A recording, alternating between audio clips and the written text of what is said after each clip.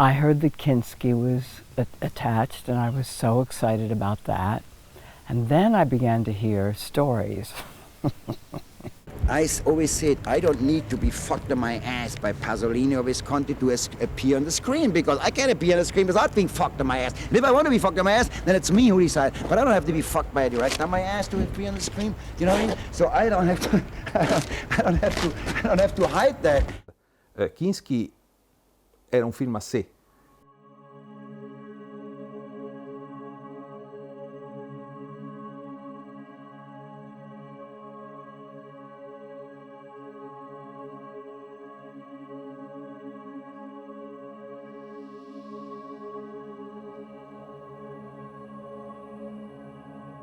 When I heard that Klaus Kinski was going to be involved, I said, oh, this is going to be great. You know, I have no idea what it's going to be, but it's going to be great. When I saw Fitzgeraldo, it blew me away. His face.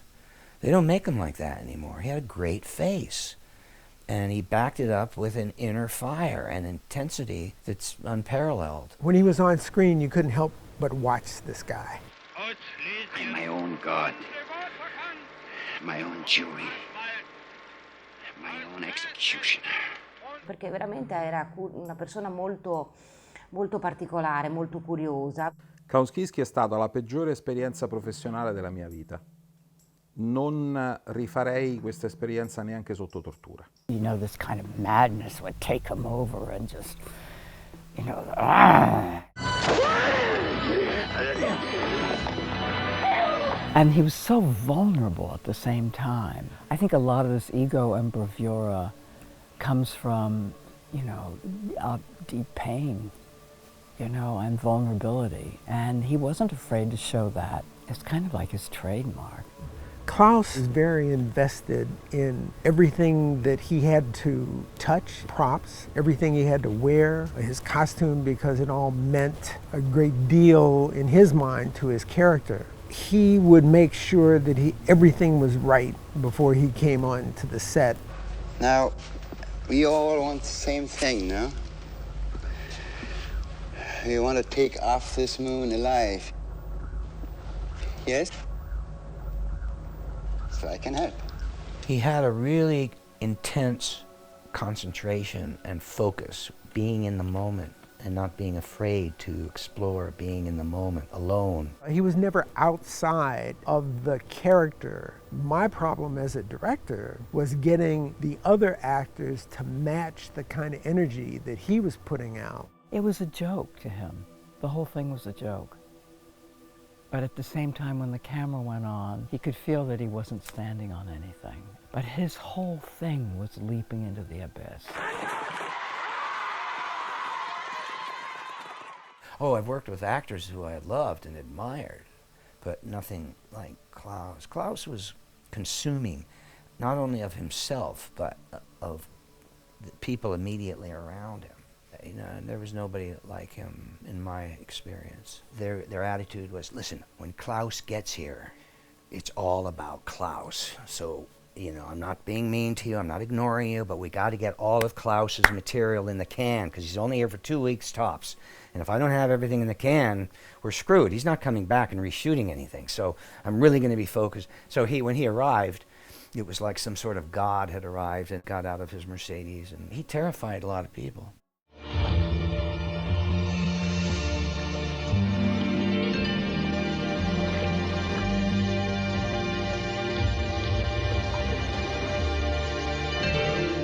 So one day, there's a new face in the restaurant area where we break. Not doing a documentary and a film, but was there to do an interview on Klaus Kinski, who happened to be with us on Crawl Space.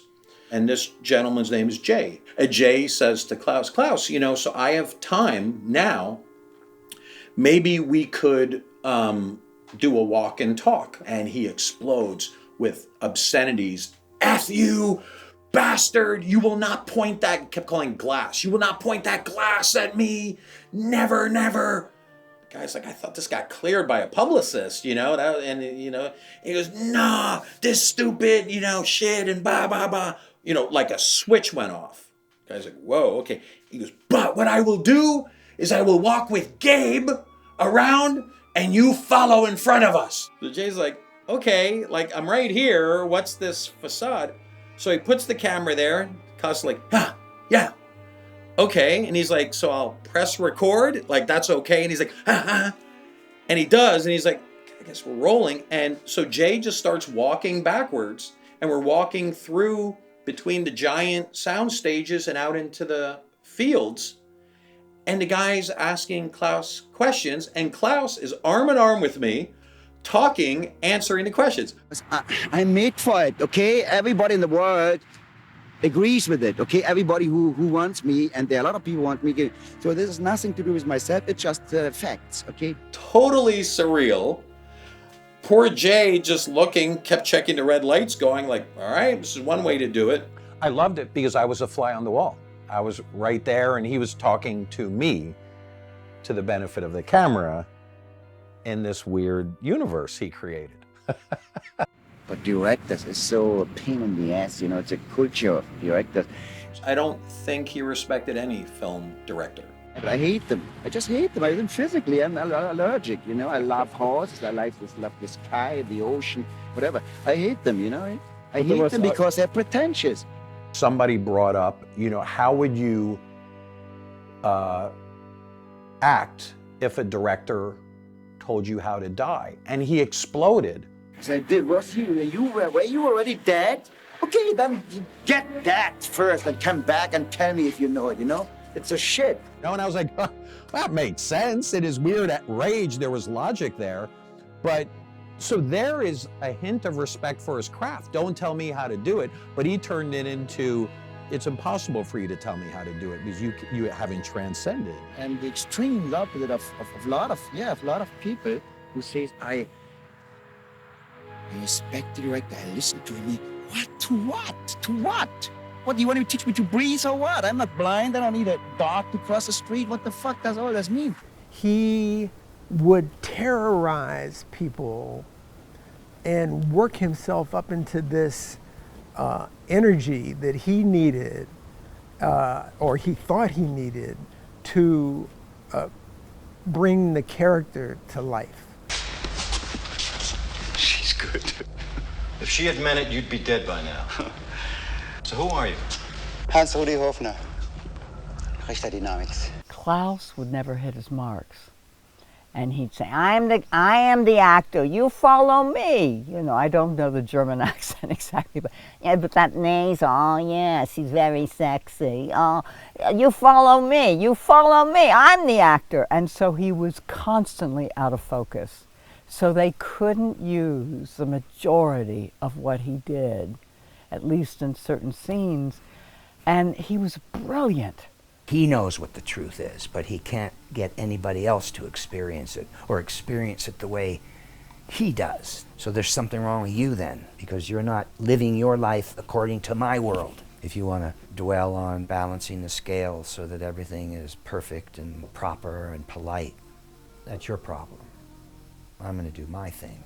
The ones that got along with him or got the performances they want or met their schedule had to almost physically fight for it. Look what I do. Here's the script. Look what I do. 1 page, 2 page, 3 page. Okay, this I'm not shooting because it's not there anymore. It's not there. It's not there anymore. Now, fuck off. He just didn't care about others. He was very self-centered and narcissistic. I think an enormously large narcissistic personality, I'd say. I can't stand this stuff when they say, okay, this guy for a movie, he was eating now for 6 months and he got fat. Oh, okay, that's his problem, you know what I mean? You know, it doesn't need it, you know what I mean? It doesn't need it. What do you think it would be like for Klaus to try and work on a film today if he were still alive? I think he wouldn't be working. You know, he'd be too much trouble on the set, harassment, things like that. So he was a man for his time, and it wouldn't work today.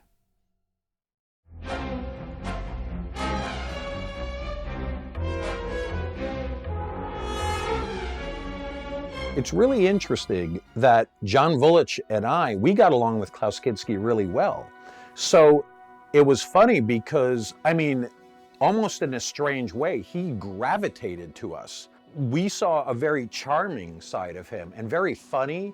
And he had this long white hair in that period. He'd be flipping his hair and gesturing. And it did lead to some awkwardness because we saw him switch.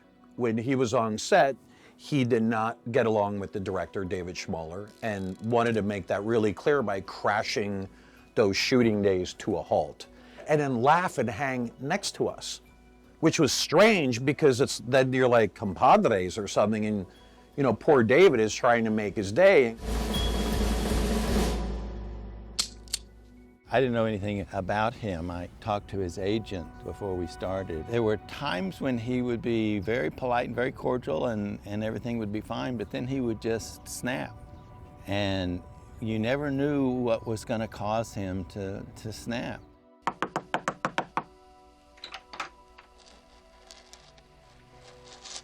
Hello? I came to see about the vacant apartment.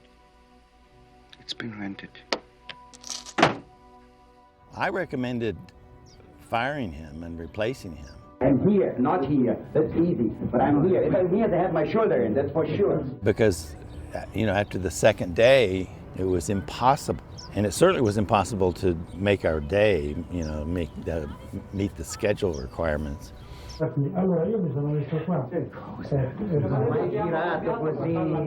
AD would schedule him as, you know, show up at this time, show up at this time. And that was the first problem, is he just wouldn't show up. We just couldn't get him. And once we got him, you know, we had to try to keep him on the set, and that wasn't easy, because he'd just leave. You look around and where's Kinski? He was just gone. With some actors, you can go to their agent, and that's how you deal with the actor. You know, if they're at a certain level, the agent has a lot of power over them. That didn't work at all with Kinski. I think he didn't care if he got fired. I think most of his contracts were pay or play, so he would get the money if he walked off. Mike goes in position, the camera starts rolling, and he starts doing his performance. And if I remember right, he's like talking what he's writing in his diary.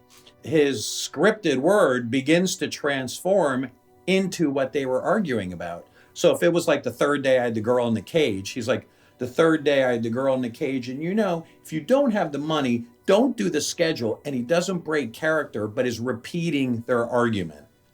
And the script supervisor's quickly leafing through her script pages like, what is this? And David just drops his head like, ah. And most people didn't know that he was sabotaging the shot. And it ended, and he sat back kind of triumphantly like, ha-ha, what are you going to do with that? You know, it was, kind of felt bad for David on that one. It was all okay before. I don't know what the point is. They just said you... After a while, I got tired of telling this story over and over again. And I wanted something that would, I wouldn't have to tell the story. I could just say, here, look at this. This is what happened to me. 1985, I went to Rome, Italy to direct Klaus Kinski in a movie I wrote. Klaus Kinski, Nosferatu the Vampire, Fitzcarraldo, Gary the Wrath of God, all those great Herzog movies. I was going to get to direct Kinski. He hated directors, hated them. After the first 3 days of shooting, Mr. Kinski had started 6 fistfights with my crew. After the first 3 days of shooting, we were 2 days behind schedule. After the first 3 days of shooting, the Italian producer and I decided we had to replace Mr. Kinski. An hour later, the American producer called back. The distribution company, which was paying for our film, insisted we keep Mr. Kinski. His name had marquee value. So I resigned myself to a runaway production with Mr. Kinski. I know when I was wrong, all right. At this point, my crew begins whispering in my ear, one by one, 3 or 4 times a day, David, please, kill Mr. Kinski. Please, kill Mr. Kinski. Please, kill Mr. Kinski.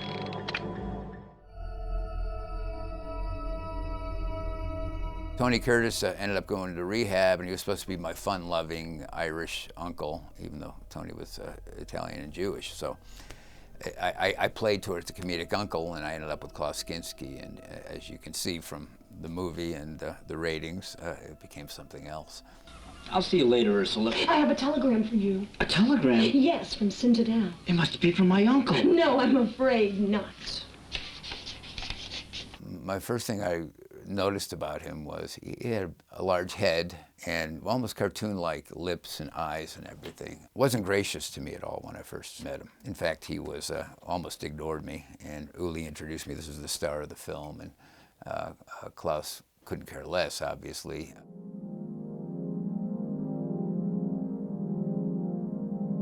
We started shooting with him in Mexico. A chess scene was the first scene.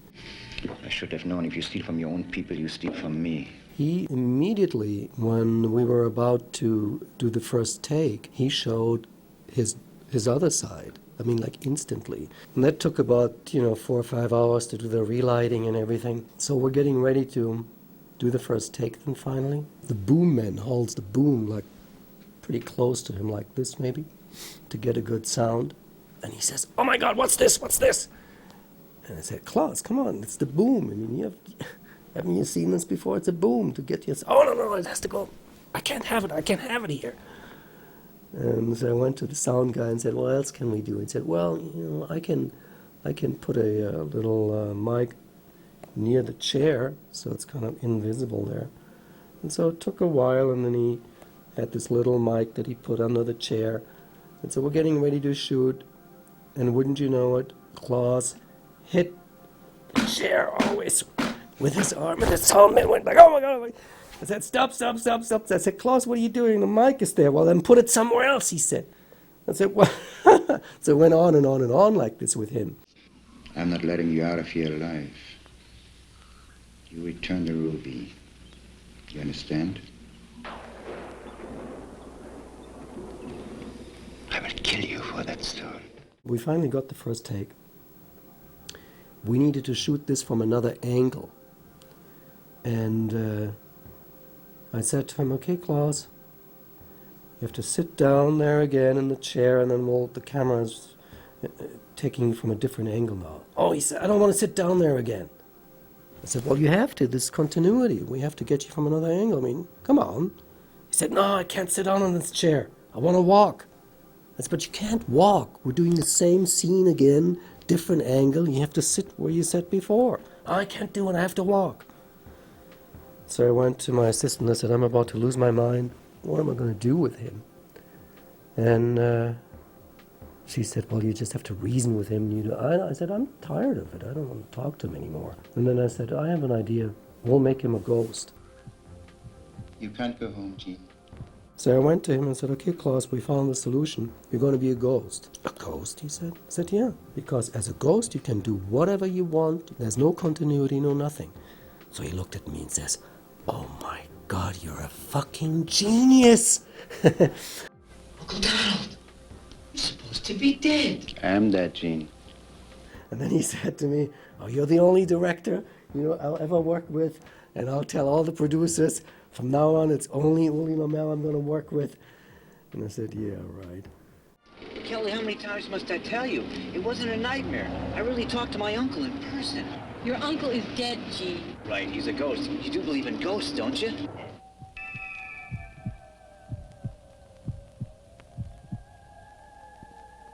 You can't go back tomorrow, Gene. Klaus wouldn't talk to me because he's a ghost. And so obviously if he's a ghost, how can I talk to him? When Uli tried to explain to Klaus, "But you're his dead uncle ghost, and this is integral, you got to talk to him." "Well, I will talk to him if he's not in the room, and you can go and shoot Barry, flip the camera and shoot his scenes after me, but I won't talk to Barry because I'm a ghost." He would sit in a chair and he would mumble every take. I'm sorry, Gene. I didn't mean to make your life miserable.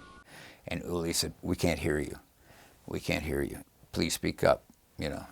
And Klaus said, "It's my character. My character is a ghost. I'm not supposed to be heard." And Uli was very frustrated working with him. It was a long, long day. We kept shooting then, but it was a total nightmare. And towards the end of the day, we shot already maybe 12, 13 hours. He comes to me and says, "I'm feeling really good now." So I finally said to everybody, "Okay, let's call it a day. We're going to go home and we're going to continue tomorrow." "What?" he said. I can't stop right now. I need to continue. I'm just beginning to feel it. I said, Klaus, been working for 15 hours now. Everybody wants to go home. No, no, no, no, no, no, no. I need to continue. I can't go home tomorrow. You can't have me tomorrow. Tonight. I want to shoot tonight. So I went to everybody and I said, look, maybe we should just get it over with. We'll shoot all the scenes with him until he's done. And then we never have to put up with him again. And then we'll take off tomorrow and if necessary the next day too, because we had him for 3 days.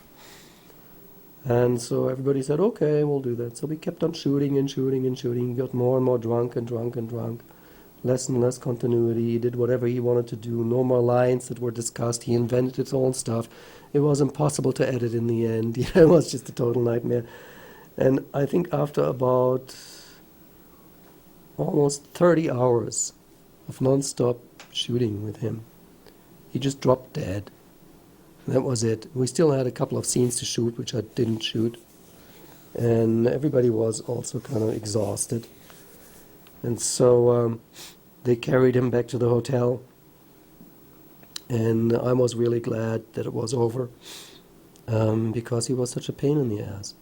Ended up getting in one shot with him where we actually, I walked in on him real quick and then we had to do the cutaways. So there's that. And then there's the antics. Every time he was off camera, he was chasing the makeup artist around, and he wasn't that disruptive. We had a small crew, but he was very much about himself. Uli paid Klaus $50,000 to work for 2 days. Sort of like a Klaus Kinski survivor club. I met a few other actors who had done films with him. Most memorably was Crawl Space. I met one of the lead actresses and she told me her Klaus stories, which were,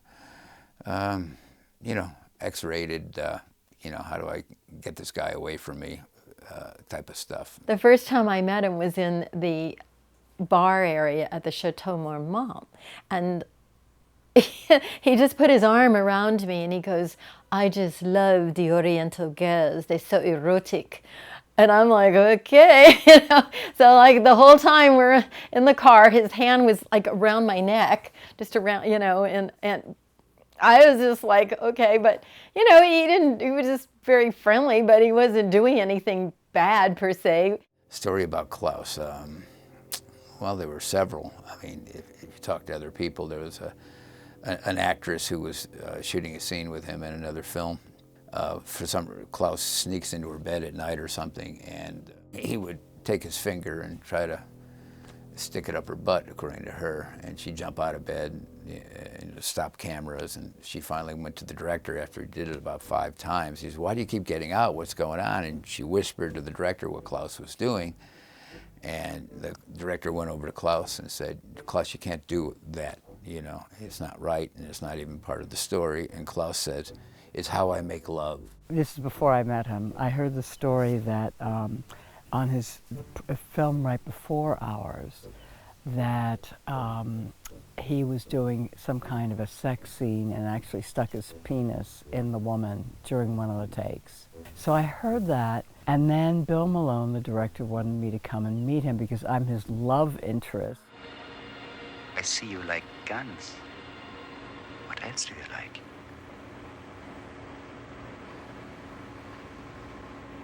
You haven't told me what else you like. Violence. So I came over to his house, to Bill Malone's house to meet Klaus, and I had on combat pants, and a big bulky jacket, and I covered myself as much as possible. And I had also heard, before I met him, that Kinski had written in his autobiography that he had Natasha, his daughter, before Polanski did. So I had as much armor on as possible, knowing these two things, and then I went in and I wore, high boots, and he came up to a little above my breasts. And I made myself as tall and impervious as possible, and I walk up to him and I go, hi, I'm Diane, and I put out my hand like this, and he goes like this, and he's looking at me, and then he lunges for me, he tried to kiss me on the lips, and I went like that, and he got my cheek instead. And then he looked me up and down and went, "Ah, yeah, she's very sexy." I went, "Oh my God, I'm in for this."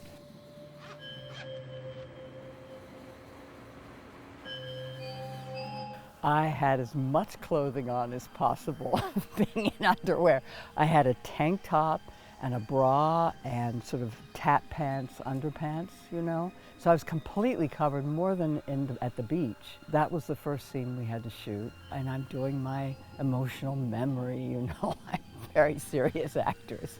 And I'm looking at myself in the mirror, and I've just lost this. And I'm the one protecting the whole ship, and I've failed, and this poor girl is dead now, and I'm taking off my clothes, and all of a sudden he comes up behind me.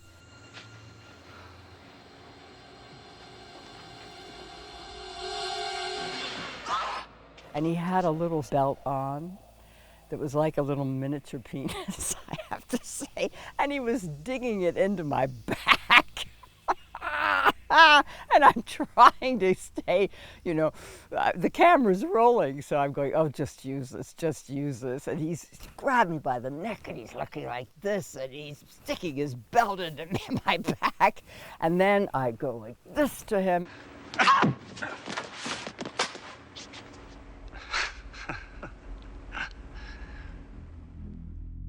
When I got to the hotel, I'm like, "Where's my luggage?" And it was in Klaus's room. And I said, "Could I talk to the director or the producer, somebody here? Where's the producer?" And so I said, "Could somebody get my luggage and take it out of his room and put it somewhere, put me in a room, and don't tell anybody where I am?" You know, I was just hiding out because I was kind of like scared a little bit. I mean, not scared, you know, but I was just like, "Oh my God, what am I going to do?" You know, because I was by myself and I was in a foreign city. I was supposed to do makeup on the film as well. When it would come time to get close up to him and powder him, he would just grab me, you know, and like squeeze me, and I was like, "Okay," you know, but I'm trying to just do my job, be professional and everything. So nothing bad happened per se, but you know, everybody has a different threshold of patience or what they can tolerate. Klaus and I are leaning against, it was this metallic top. It was basically a bar. And I was getting my tea, and he was having his compati or whatever it was. And he says, "Hey, Gabe, watch this." I'm like, "Okay." And to my left, like there isn't anyone there, like 3 distance, but a very attractive lady, looked like an actress or something, standing but leaning against it. And he walks over to her, and he takes his tongue, and he goes, and jabs it into her ear really hard. And he must have turned his tongue to like a point or something and got it in deeper than you could imagine. And it really hurt this woman. She went like this, like, "Oh my God." And she's shocked that some stranger just nailed her in the ear with his tongue. She's like this. She clearly recoiled from pain and then looked, and it was like, "Oh my God, it's Klaus Kinski." She recognized him and just sat there with this look. And then Klaus looked at me and went, "Ha ha ha." We were in quilted spacesuits. It was 120 degrees in the valley in the heat of summer. I'm lying there just with my eyes closed, and all of a sudden he jumps me, and he jumps on top of me.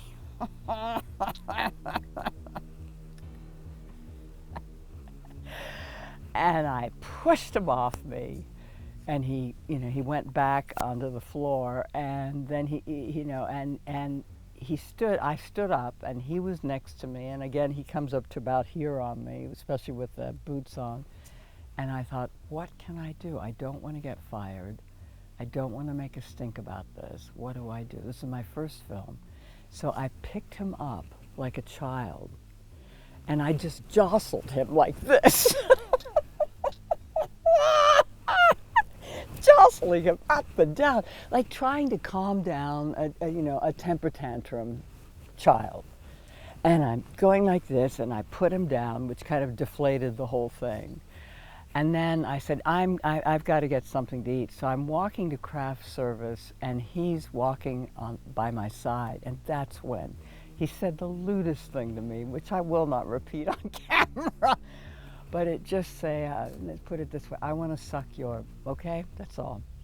And I went, oh, Klaus, like that, and then just kept walking, you know, just to deflate him even more. Well, I didn't know it at the time, but obviously, you know, a person's history comes out. I would say he suffered. I mean, he went through World War II, prisoner of war camp, if I recall. Was he German or was he Polish? You know, there's that. His parents died. His mother, apparently he was attached to her, and he went off the rails, I think. I think that there was a basic fear of not being masculine enough, and that's why he had to compensate the way he did. I think in some way he must have been deeply, profoundly emasculated, and this is his way of compensating and healing himself.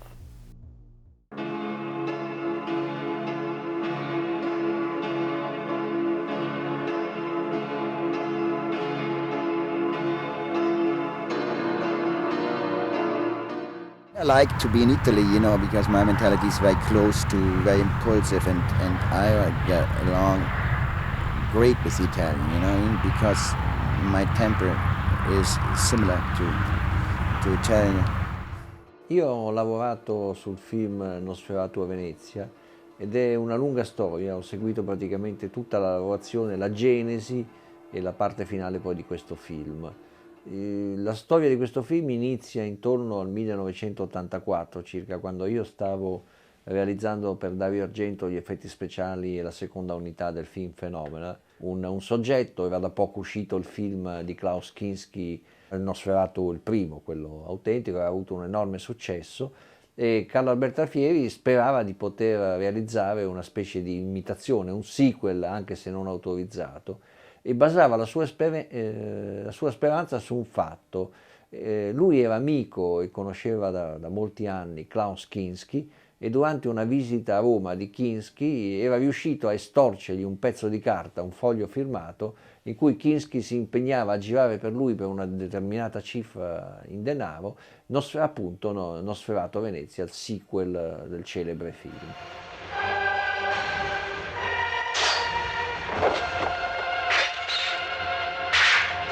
Alfieri mi ha invitato a seguire questo film perché voleva che io mi realizzassi, curassi per lui gli effetti speciali di questo film, siccome sapeva che ero appunto molto esperto in questa tecnica. E così ho avuto modo di frequentare il suo ufficio e di vedere lo sviluppo di questo progetto. Questo progetto che all'inizio nasce come un film abbastanza medio ma abbastanza ambizioso, che è stato affidato a Maurizio Lucidi. Maurizio Lucidi è un regista di film italiani gialli, di western, e a Lucidi venne affidata la prima regia. Credo che il film doveva essere realizzato già nell'84-85 e c'era già pronta una sceneggiatura e c'era una lunghissima, tutta la storia si svolgeva in pratica durante il Mardi Gras, il carnevale di Venezia, che si svolge a febbraio. E siccome tra l'altro Kinski doveva venire a girare in un periodo successivo, cioè nell'estate ovviamente, il materiale del carnevale doveva essere girato invece a febbraio perché il carnevale si svolge in quelle circostanze. E così ho assistito alle preparazioni con Maurizio Lucidi, Carlo Alberto Alfieri, hanno preparato proprio una spedizione a Venezia a febbraio per girare il materiale del carnevale, con attori, non attori principali, ma comparse generici, e soprattutto con una controfigura perfetta di Klaus Kinski come era nel film Nosferatu, cioè tutto calvo, con le unghione lunghe, con i dentoni davanti, eccetera.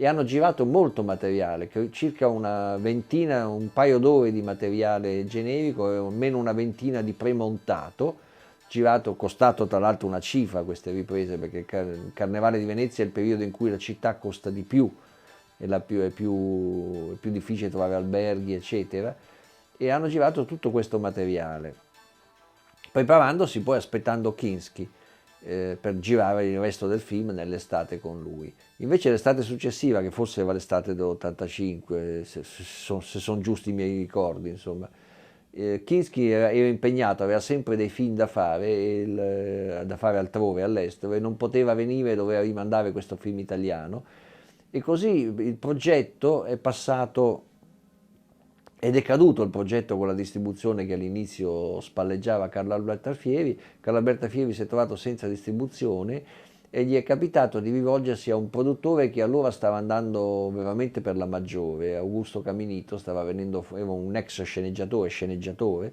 Il Nosferatu di Venezia era un'idea di rifare un po' il Nosferatu di Herzog, sull'onda del Nosferatu di Herzog, di catturare Klaus, che fu subito d'accordo nel fare il film, e nacque così una sceneggiatura da prima un po' precaria, poi dopo la riscrissi io completamente e ebbe un bel risultato.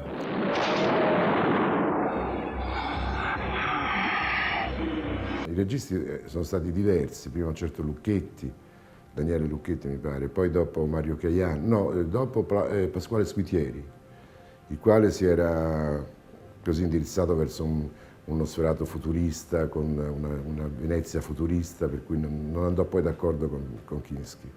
Allora alla fine prendemmo Mario Caiano, il quale si mise al servizio per fare un film dalla sceneggiatura, molto corretto, molto come nel suo stile. È successo che mi avevano presentato, un comune amico, mi aveva presentato un produttore sceneggiatore che si chiamava, mi puoi aiutare tu, Caminito, Augusto Caminito, il quale si trovava in una situazione semidisperata, cioè aveva mandato un regista in Africa a fare un film d'avventure, tipo Indiana Jones. Questo in Africa tutto aveva fatto fuorché girare le scene d'azione. Allora è tornato con questo materiale immontabile, mi ha detto: Mario, fammi un favore, salvami questo film. Ho girato 10 giorni, ho avuto la fortuna di trovare una miniera ricostruita alla De Paolis, poi sono andato a Torcaldara dove gli ho inventato l'Africa e ho girato in 10 giorni delle scene d'azione per salvare questo film. Ho adoperato anche gli ambienti di Sergio Leone per C'era una volta in America, insomma ho girato una quindicina di giorni e gli ho salvato il film, l'ha montato, l'ha messo insieme, è venuto bene, gli è piaciuto. Mi è rimasto tanto grato che ha detto: il prossimo film che faccio te lo faccio dirigere a te, e mi ha fatto addirittura un contratto. Io non sapevo che contemporaneamente aveva promesso a Klaus Kinski che il prossimo film, che era Nosferatu a Venezia, l'avrebbe fatto dirigere a lui. E nessuno dei due sapeva di questo equivoco, questo piccolo particolare. Ognuno pensava di essere il regista. Mario noi lo conoscevamo perché avevamo già fatto diversi film con lui, una persona seria, è un bravo regista, lui sapeva quello che faceva. Sapeva pure di venire a dirigere una persona come Kinski, che sarebbe stato difficile, non è che non lo sapeva, ma non poteva mai pensare fino a dove fosse difficile. Mentre si stava aspettando questa cosa, Caminito concluse un accordo con Berlusconi Mediaset. Praticamente era l'inizio dell'attività di Berlusconi nella produzione. Fino a quel momento Berlusconi aveva comprato film pagando le cifre dapprima bassissime, poi quando si erano accorti della fesseria che avevano fatto i produttori glieli facevano pagare tantissimo, e a quel punto Berlusconi aveva detto: ma se devo pagarli tantissimo, tanto vale che li coproduca io, cioè che diventa proprietario del film. E quindi Caminito credo che chiuse questo accordo, il primo di questo tipo con Berlusconi, ed era un accordo, mi ricordo, fantastico, erano tutti felici, gioivano, e di colpo cambiò di nuovo tutto. Il film doveva essere costoso, doveva essere spettacolare, doveva essere un film divertente, di grande spettacolo, destinato al mercato internazionale perché i soldi c'erano. E quindi la sceneggiatura di nuovo dal Caminito e dal suo aiutante venne modificata in grande questa volta, e ovviamente Caiano era felice. Se a un regista gli dici che può spendere di più di quello che pensava, non può essere altro che felice. E si arriva così al momento in cui giunge Kinski, che Kinski arriva come un ciclone che travolge ogni cosa, al culmine della sua pazzia. È una persona che passava da momenti in cui era dolcissimo, adorabile, veramente adorabile, poi si girava, tornava a guardarti e cominciava a urlare come un pazzo, in preda a una crisi isterica. Aveva questi continui cambiamenti di umore assolutamente inspiegabili. Quando era dolce, ripeto, era l'uomo più adorabile della terra, l'uomo più simpatico, più gentile. Quando esplodeva, ed esplodeva spessissimo, esplodeva spessissimo, era assolutamente un selvaggio proprio. Who wants to know this shit? Kinski era molto grato al Fieri perché Kinski era dovuto fuggire dall'Italia perché sul set di un film si era picchiato con un aiuto regista, aveva procurato delle lesioni a questo aiuto regista ed era stato condannato a una pena italiana, per cui questo è il motivo per cui a un certo punto Kinski aveva smesso di girare film in Italia. E Alfieri si era preso cura della sua situazione penale, legale, ed era riuscito alla fine a fargli annullare questa condanna e a fargli ottenere il permesso di poter tornare in Italia senza andare in prigione. E quindi Kinski era molto grato verso Alfieri e c'era questo rapporto molto buono tra i due, che poi è stato molto buono anche con Caminito. Però la prima cosa che disse Kinski quando venne nell'ufficio a Piazza Verdi a Roma, nell'ufficio di Carlo Alberto Alfieri, dove c'era anche Caiano, fu perché gli disse: vieni che ti facciamo vedere la calotta per diventare calvo, perché nel film era completamente Nosferatu, era calvo con questi dentoni eccetera, le unghie lunghissime. Lui disse: guardate, per fare questo film mi hanno fatto faticare tanto, ho sofferto l'inferno, non ci penso proprio a farlo di nuovo.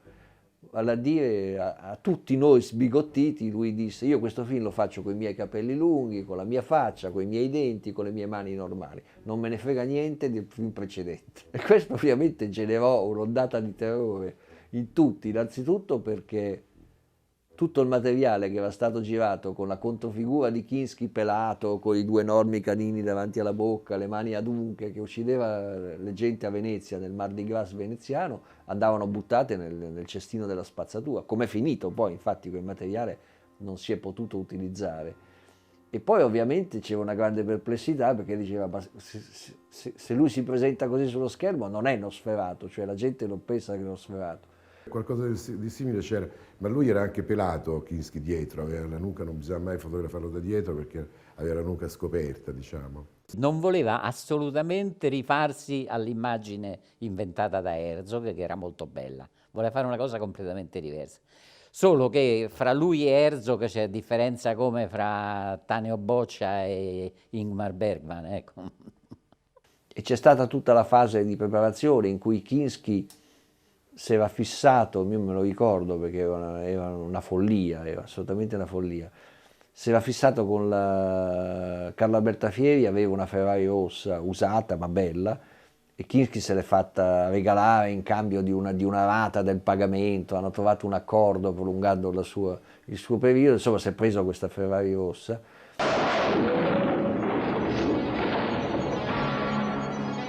A questo punto il film è partito ed è partito subito in una maniera clamorosa, diciamo, perché il primo giorno siamo andati a girare a Tor Cardava. Tor Cardava è un posto roccioso di mare vicino a Roma, dove dovevamo girare il naufragio, il recupero della bava di Nosferatu dalla nave, col naufragio della nave, c'erano delle comparse, poche cose. E abbiamo girato tutto questo. Caiano è bravissimo e quindi aveva fatto tutto molto bene, in tempo, rispettava il tempo perfettamente.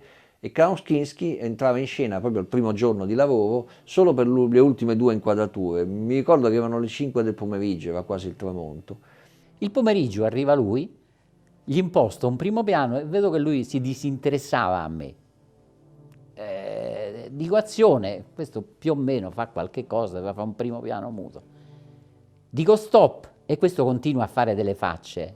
Dico: scusi, ho detto stop. Caiano ha detto a Kinski più o meno come doveva fare, eccetera. Kinski gli ha risposto in malissimo modo, lanciandogli contro il suo specchio. Aveva uno specchietto in tasca con cui si guardava sempre il trucco, i capelli prima di ogni inquadratura. E i due l'ha coperto poi di insulti veramente pesanti, devo dire, e immotivati poi, perché assolutamente era un'inquadratura normalissima, non c'era assolutamente nulla che succedeva. Mi si avvicina Caminito e dice: senti, ha detto se per favore non dici stop, perché lui può darsi che dopo lo stop fa qualche altra cosa. Ho detto: no, dopo lo stop non deve fare più niente, deve fare le cose quando le dico io.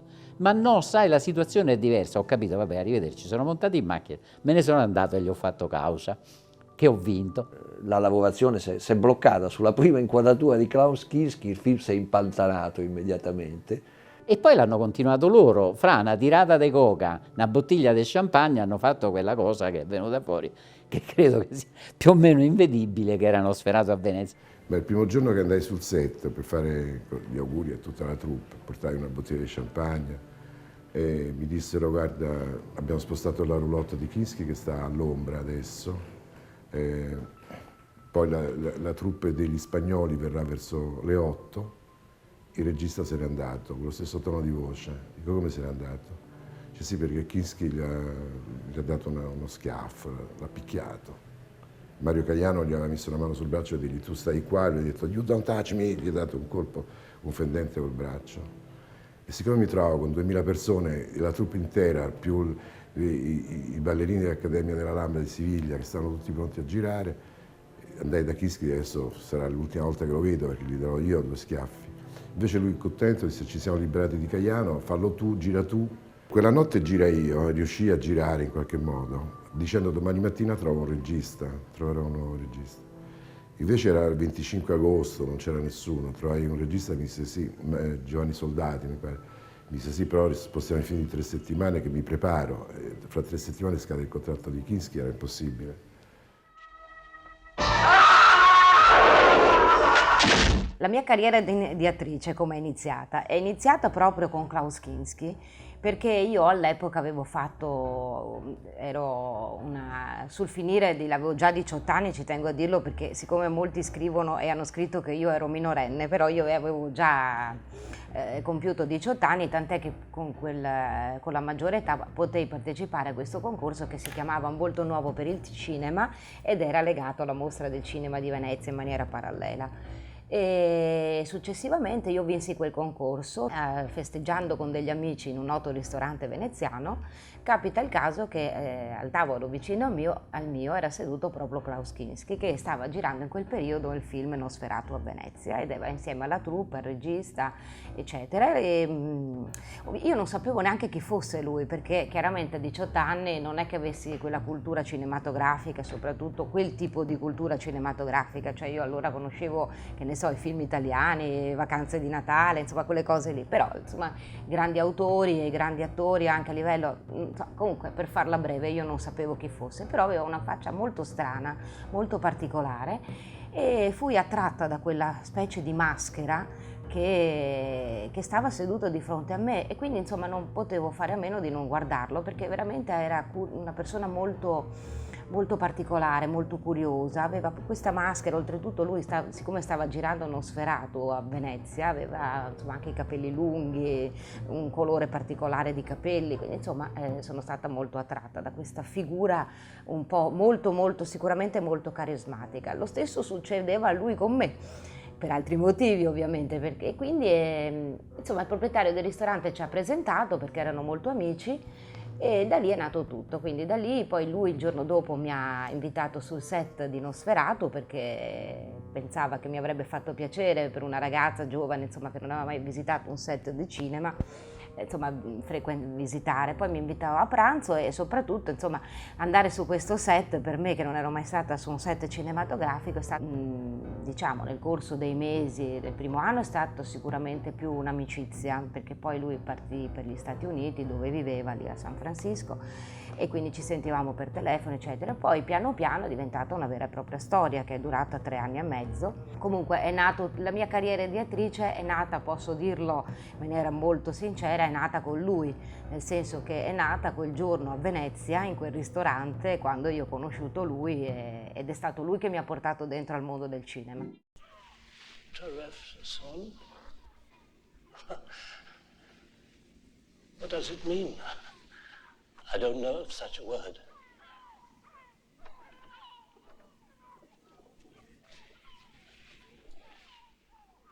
Nosferatu. Girando questo film io mi sono ritrovato con 2 attori che avevo già conosciuto, è stato un piacere rivederli. Mi sono trovato con Donald Pleasence. Donald Pleasence io l'avevo incontrato e conosciuto sul set di Creepers di Dario Argento, di Fenomena. Mentre Christopher Plummer aveva interpretato il mio film Star Crash e quindi ci conoscevamo ancora meglio, diciamo.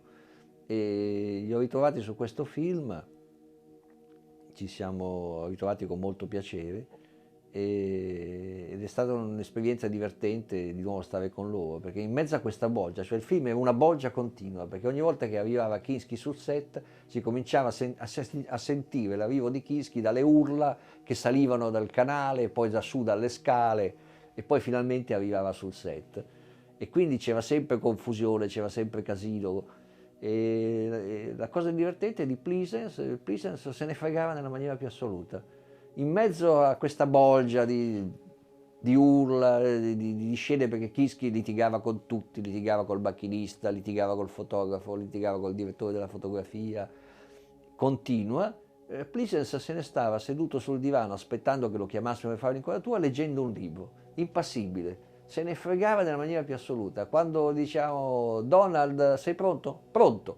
Veniva sul set, girava la sua cosa e poi tornava sul divano a leggersi il suo libro, cioè indifferente a tutta la baraonda pazzesca che succedeva in quella cosa. Mentre Plummer ha avuto un atteggiamento differente, perché all'inizio Plummer è un grosso professionista e quindi si impegnava. E le sue prime scene sono state proprio quelle con Kinski, erano state quelle del duello tra i due, quando Plummer spara e buca lo stomaco di Kinski. Quello è un effetto in blueback che ho fatto io, quindi ho partecipato proprio direttamente a quelle scene. E la cosa surreale è che Plummer, quando facciamo la prova per realizzare questa scena, Plummer si è messo pronto, ha cominciato a fare la sua prova. Contemporaneamente Kinski, mentre Plummer recitava, gli diceva delle battute, Kinski l'ha guardato con somma indifferenza, che Kinski, come già abbiamo detto, non voleva mai provare, l'ha guardato con somma indifferenza, poi senza dire niente si è estratto di tasca lo specchietto col quale si controllava il trucco tutti i giorni, si è preso un pettine e ha cominciato a pettinarsi tranquillo mentre Plummer gli diceva le battute. E poi con massima indifferenza, pettinandosi, guardandosi, ha detto 2 o 3 cose di risposta e Plummer è rimasto un attimo così, fermo, immobile, basito come si dice, e poi è scoppiato in una grande risata e da quel punto l'ha presa a ridere. L'ha presa assolutamente a ridere, se n'è fregato di tutto, infatti poi gli ho detto, dico, ma come ti trovi con Kinski? E lui mi ha detto, dice, ma sai, mi pagano talmente tanto per fare sto film che chi se ne frega. Plummer posso citare una frase di Klaus, io gli chiesi come lo vedi Christopher, un bravo attore, e lui mi disse è un grande attore ma non lo sa. In realtà Christopher Plummer era un vero professionista, un grandissimo attore. Un'altra scena con Barbara De Rossi è successo l'inferno, perché lui doveva andare a letto, cioè Barbara Rossi era nel suo letto che dormiva e Kinski arrivava la notte per ghermirla.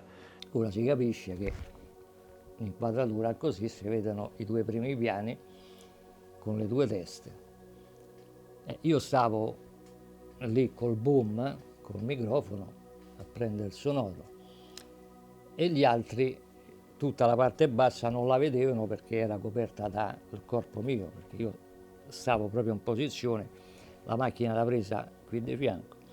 E a un certo punto, mentre stiamo girando questa scena, io vedo che lui alza, scopre le coperte e io infila le mani nella natura, vogliamo dire così. Io ho avuto un attimo come dire, ma che sta facendo? Che lì non si vedeva niente, era tutto fuori campo. Lei, poverina, non ha detto niente perché era rimasta pietrificata. Allo stop del regista, lei si è alzata le botte piangendo e è andata via. Ha abbandonato il set, di nuovo Caminito, Carlo Alberto Alfieri a cercare di placarla, torna. Hanno raggiunto un accordo che Kinski non doveva più toccarla, doveva solo sfiorarla ma non più toccarla e non permettersi di fare le cose che aveva fatto prima durante la ripresa. Lei stava sul letto, doveva carezzarla, forse fu un po' troppo intraprendente, lei si irritò, ma insomma il massimo che successo fu questo.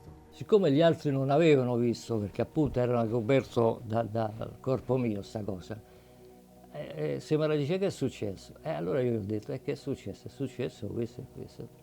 E allora lì tutti, da Barbara, a cercare di consolarla. Ecco. E quindi una persona, un attore che faccia questo, io poi lascio ognuno la definizione sua. Lui ha sempre avuto un rapporto molto così caldo con le donne, molto aggressivo a volte, però era anche molto dolce, molto carino. E con Barbara De Rossi andò tutto molto bene, non ci furono problemi.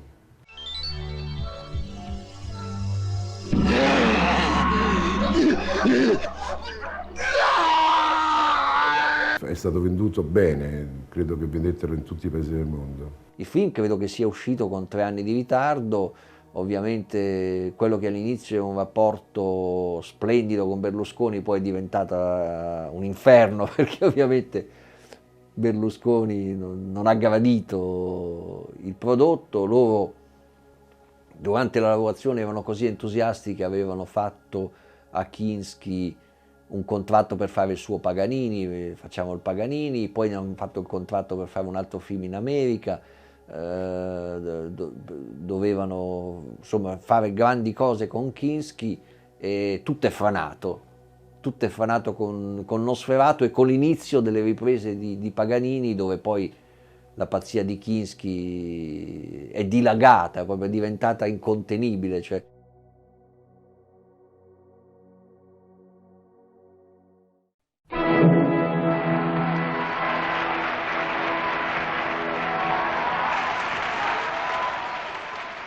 Ma lui sosteneva di essere la reincarnazione di Paganini, perché era un film che aveva in mente da tantissimi anni. Gli era venuta questa idea perché a Parigi, girando tra le strade parigine, in un negozio, vide la foto di Paganini e fu subito incuriosito, e da lì cominciò a studiarne la vita nei minimi dettagli, perché ripeto, da questo punto di vista era un perfezionista pazzesco. E quindi ha preparato questo film anni e anni, ma soprattutto il personaggio, per cui lui si era talmente immedesimato con Paganini che non a caso si chiamava Kinski Paganini, perché aveva fatto una sorta di transfer, perché anche Paganini ha avuto una vita piuttosto dissoluta a livello anche personale, quindi diciamo univa proprio come lui genio e sregolatezza, per cui in questo si erano trovati proprio precisi sulla stessa lunghezza d'onda. Le sceneggiature possono essere o molto tecniche o molto descrittive. Molto tecniche vuol dire che tu attraverso un addetto ai lavori, attraverso la lettura di una sceneggiatura molto tecnica, è in grado di vederlo il film, cioè vedi il movimento della macchina da presa, vedi tutte le varie situazioni. Oppure stai leggendo un racconto, l'altra versione. Questo non era né l'uno né l'altro, non era una sceneggiatura tecnica, quindi il movimento si vede la macchina da presa che va sul dettaglio di poi il montaggio vedremo il dettaglio dell'occhio, tutto questo non esisteva, ma erano delle frasi messe che davano delle impressioni. Era come vedere il particolare stretto di un quadro impressionista, che attraverso il totale tu vedi tutta l'opera e l'apprezzi o non l'apprezzi. Ma se vai a riquadrare 5 centimetri quadrati, tu vedi una macchia di colore. Quello che c'era scritto nel copione, a mio modestissimo parere, erano soltanto delle macchie di colore e basta. Lui amava molto Roma e amava in particolar modo una villa in Appia Antica che lui prendeva in affitto sempre quando veniva a Roma, ed è la villa dove abbiamo vissuto quando siamo stati insieme, che era una villa molto particolare, quasi spettrale. C'erano anche i fantasmi che insieme a Kinski si abbinavano perfettamente. Diciamo che era una bella convivenza.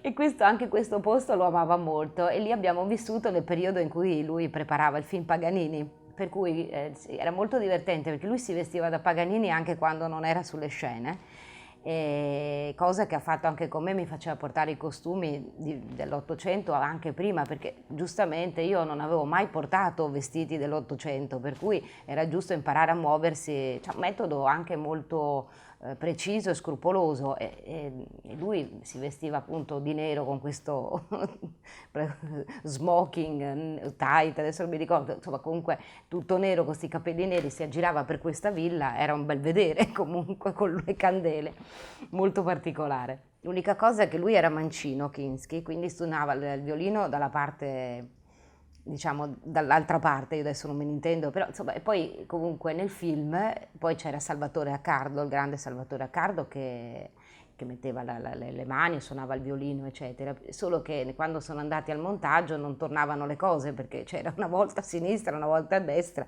e lui per giustificare questa cosa disse: ma cacchio, che Paganini era diabolico, suonava con tutte e due le mani, perfetto, quindi insomma, è andata così.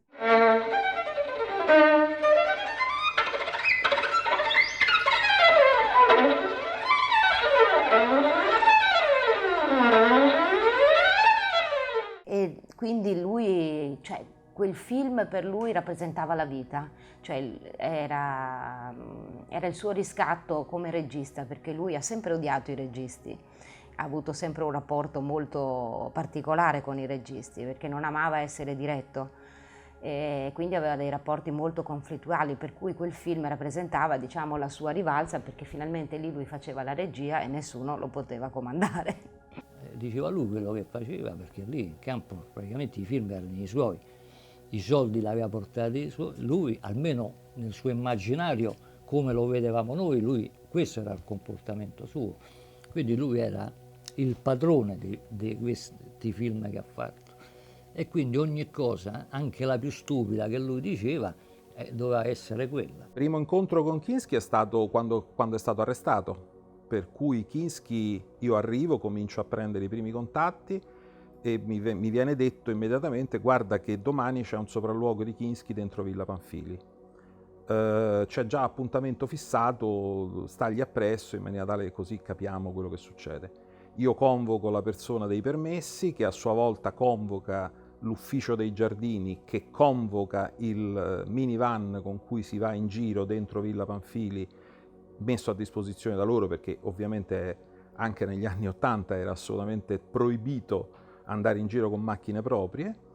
Io vedo invece con la coda dell'occhio un Ferrari Testarossa che compare dalla parte del Gianicolo e si dirige sparato verso Porta San Pancrazio. Si ferma davanti all'ingresso, la Ferrari Testarossa aveva i vetri specchiati, per cui non si vedeva all'interno.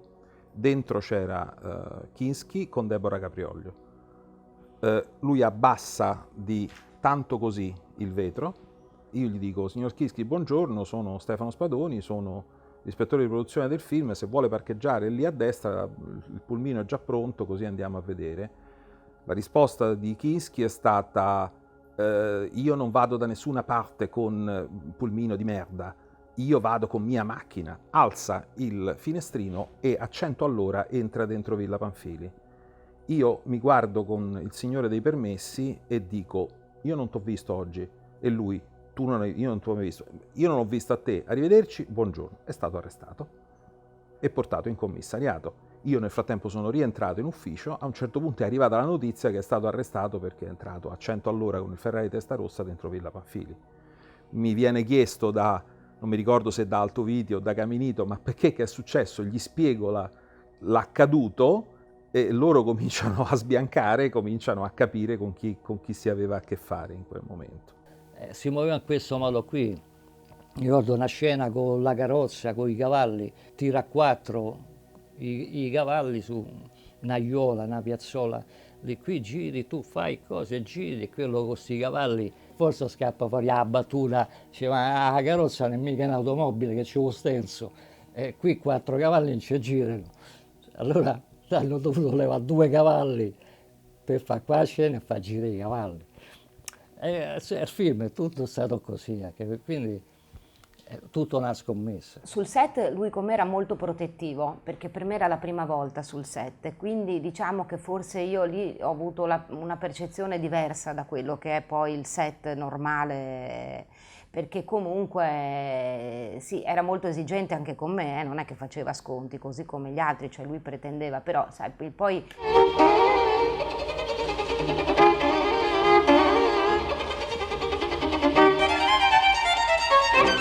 Beh, allora mi sembrava sicuramente un capolavoro, comunque il film che avrebbe diciamo sconvolto il panorama cinematografico internazionale, però a distanza di anni sicuramente un film che è molto difficile anche anche dal punto di vista della fruibilità, perché comunque è quasi un film visionario, quindi non certamente quei film tradizionali, molto molto particolare. E noi siamo arrivati a Cannes fuori concorso, perché la selezione di Cannes aveva rifiutato il film, per cui lui per questo era molto molto arrabbiato, per cui presero una sala, non mi ricordo, insomma, o andò nella una selezione diversa. Comunque il film andò a Cannes e lui fece una conferenza stampa dove lui dice peste e corna contro l'organizzazione del festival e in particolare chi aveva non selezionato il film. A un certo punto una giornalista molto conosciuta e molto importante gli fa notare che il suo film era brutto. Ovviamente era stata una provocazione, non l'avesse mai fatto perché lui a un certo punto ha cominciato a dare via di testa, praticamente, a inveire contro la giornalista, buttava cose. Questo ovviamente ha fatto la gioia dei fotografi, perché mi ricordo che ci inseguirono fino nella Croisette, stavamo quasi cadendo in acqua perché ci sono dei pontili. Insomma, una cosa che ha fatto, ne parlarono telegiornali, io non mi rendevo conto di nulla perché dai miei 19 anni per me, io mi divertivo, mi veniva da ridere, ma non mi rendevo neanche conto della portata mediatica, perché lui era bravissimo da questo punto di vista, era molto attento alla comunicazione, quindi anche in maniera naturale, però insomma questo creò una cosa incredibile, ci sono le foto, una cosa molto molto divertente, sicuramente a parlarne adesso, forse allora un po' meno.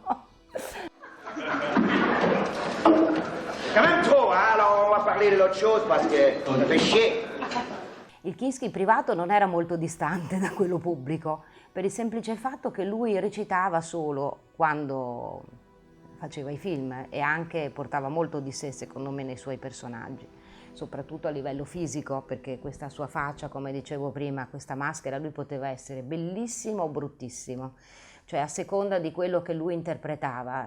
Appunto Nosferatu era pienamente Nosferatu, anche nel volto, anche quello precedente, non solo quello, diciamo, quello che ha avuto più successo, per cui si è fatto, insomma, che ancora oggi è conosciutissimo questo film. E poi poteva essere bellissimo come in tanti film che lui ha fatto, non solo con Herzog, ma anche, non so, mi viene in mente L'Importance de me, insomma, aveva un volto assolutamente plastico. Il privato era esattamente come lo si vedeva in pubblico, era un uomo molto generoso, molto affettuoso, geloso, fin troppo, però nello stesso tempo alternava dei momenti di grande dolcezza, di grande serenità, a dei momenti anche invece di rabbia, cioè lui quando vedeva una cosa che non approvava, insomma, che poteva essere, non so, anche una persona che gli tagliava la strada in macchina, eccetera, diventava molto, molto, molto irascibile, molto. E non aveva paura di nulla, cioè non aveva paura delle conseguenze. Nel privato, con il rapporto con me, è sempre stato invece sempre molto, molto dolce, nel senso che non era irascibile. Potrebbe sembrare un uomo così, insomma, con questo carattere un po' particolare, invece lui aveva un grande rispetto del nostro rapporto ed era anche molto protettivo, probabilmente era troppo geloso, è stato il motivo per cui poi è finita la storia, perché aveva una gelosia quasi ossessiva e quindi questo ha fatto sì che poi, insomma, la storia, oltre a questo anche altri motivi ovviamente, perché le storie finiscono anche magari perché le persone vogliono fare altri percorsi di vita. Io ero molto giovane, lui un po' meno, e quindi insomma, però ecco sì, nel privato, però poteva essere anche molto molto divertente, perché poi questi suoi scatti di ira duravano 5 minuti, no?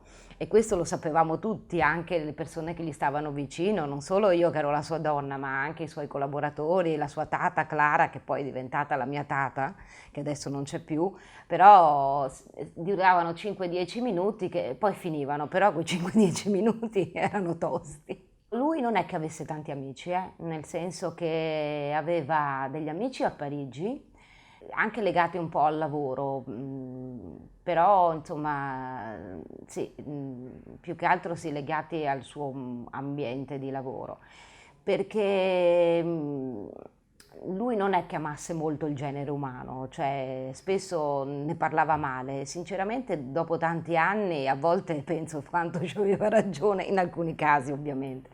Però insomma non era uno sociale.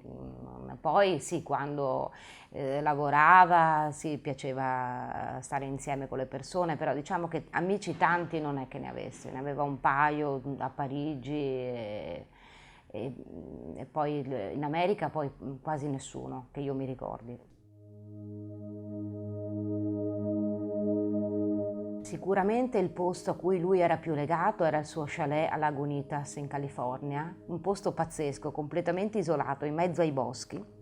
E la prima volta che io ci sono stata ho detto mamma mia, perché per arrivarci era un viaggio, nel senso che si poteva arrivare solo con la jeep, perché il sentiero era talmente stretto e inerpicato che comunque quando addirittura pioveva, cioè, era un'impresa arrivarci, bisognava farsi il segno della croce per arrivare a casa.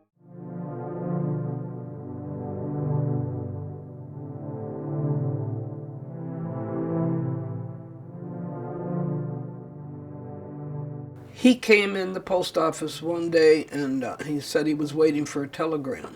But I didn't know who he was. I knew he was European because of his accent. A couple weeks later, I picked up a Life magazine in the doctor's office or something, and I'm turning the pages, and I went, wait, that's the guy. So, you know, we got to talking, and he got to trust me, and he would bring in, he got a lot of parking tickets because he didn't pay any attention. If he wanted to park, he parked. So, you know, we slowly became friends, and then he asked if I would drive him to the airport one day, and I said sure. So then could I pick him up a few days later? So I said okay. So suddenly I was his taxi driver. I was sweeping the floors, and he came in as usual, get the mail, and so I got introduced to him then. I think he resented crowds. He said they tear you apart. He said they'll tear your clothes right off your back. And I think that's what he liked about me. One of the reasons, at least, is my theory anyway, is that I didn't ask for anything. I didn't clutch his shirt or anything dramatic.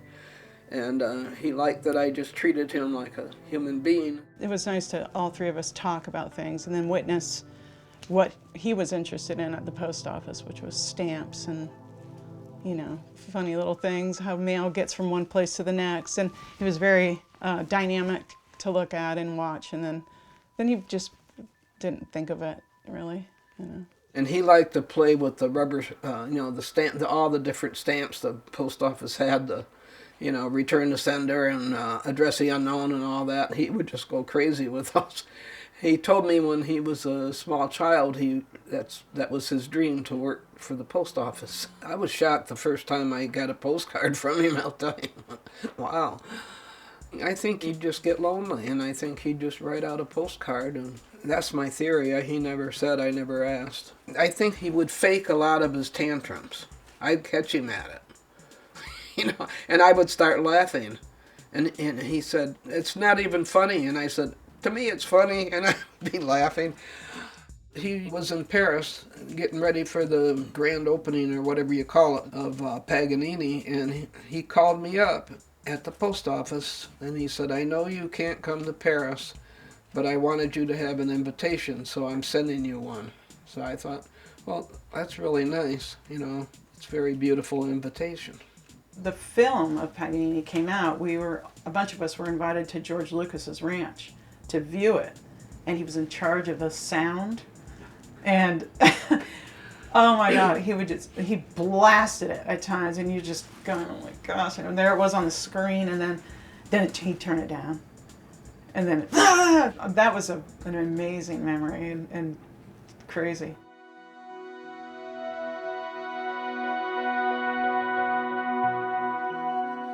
Frisco magazine. Somebody needed to take photos. Shortly after I got back from the first World Cup tour, we thought this would be a good idea. He was very, very interested in the camera and how he wanted to angle it, and so he took that, and I remember him just, okay, go, do, you know, and he would hide out in the bushes and then just snap a shot, and then I would just kind of, without saying, I'm gonna go faster here, and, you know, he'd just take the pictures. So one of the days, we did it in a couple of different days. It wasn't all done in one day, but the first day that I rode up, we had taken some pictures, and then I said, I'll race you down the mountain. So he, okay. you know, totally crazy at the time, right? And I just went all out, going down and looking back, and he's, you know, why that happened, I don't know, but it was just one of those insane, fun things. And then later he said, my God, you know, this is very dangerous. And then he called one day and said, I've got them, and come see, you know, what they look like, and we'll choose the right one. So I went up, and he seemed very, you know, the usual, oh, come in, very, very, very loving and welcoming to the house. And he had a fire going, and he said, I've made some chicken soup. Do you want some soup? And I said, sure. And had some soup, and then we looked at the sides, and he said, I like this one, and I like, yeah, I like that one too. And so we had the ones we thought might be, you know, appropriate for the magazine and for the sponsors as well. And then I left that afternoon, and then the very next morning we heard that he had passed, and that the sides were still in fact in the projector.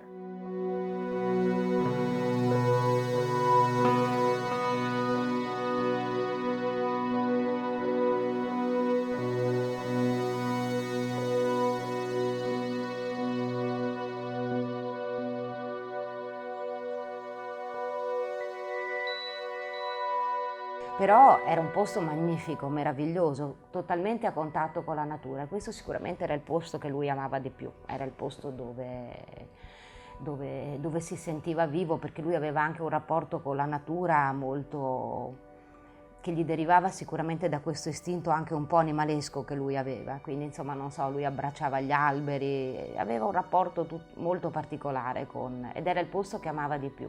E questo chalet completamente isolato, in mezzo a questi boschi, dove credo poi è stato ritrovato morto quando è successo, perché poi io avevo perso i contatti.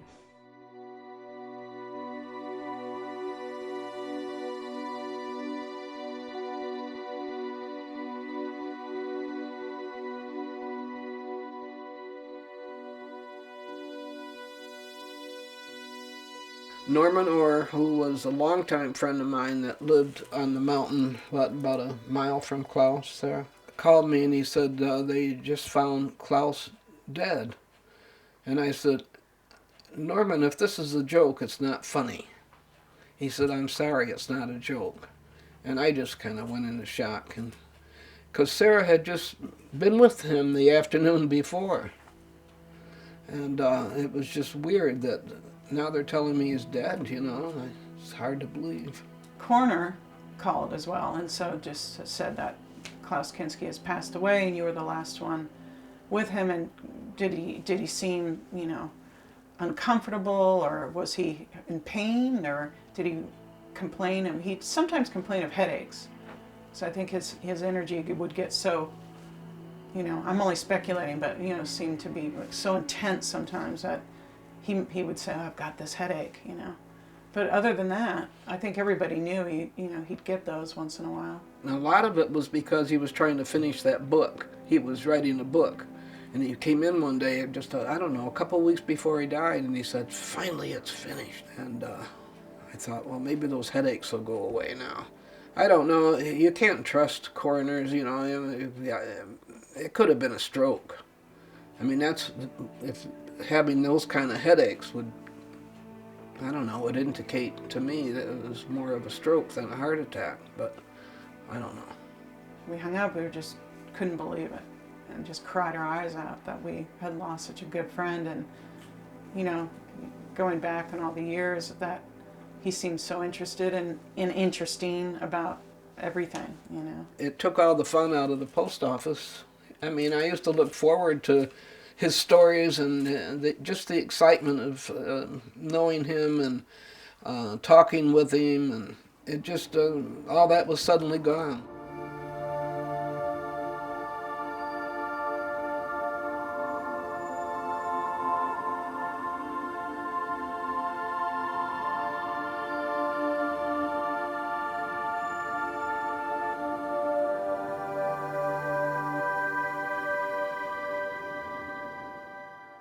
Without him even knowing it, he was a perfectionist and wanted to, even though he thought he was doing crap, he wanted to hit that ding, ding, ding, ding, the bell that makes you feel alive inside. If you're doing cinema right, you're pushing the boundaries taking chances, falling flat a few times, and you're gonna go through that Band-Aid box. You know, I think if you're doing something that you want to last and not be embarrassing a year later, you should have people like Klaus Kinski, or that kind of people in different departments, people who you've hired to push that category, wardrobe, makeup effects, anything, to like a, whoa, is this really what we're gonna do? And that to me means like that's exactly what you should be doing then, you know? There aren't very many actors who are so completely in the moment and completely themselves. It's like we get to see the human soul. It's like seeing a volcano erupting. There's so much artifice in our society that when you see it, it takes us all aback and it makes us go into ourselves.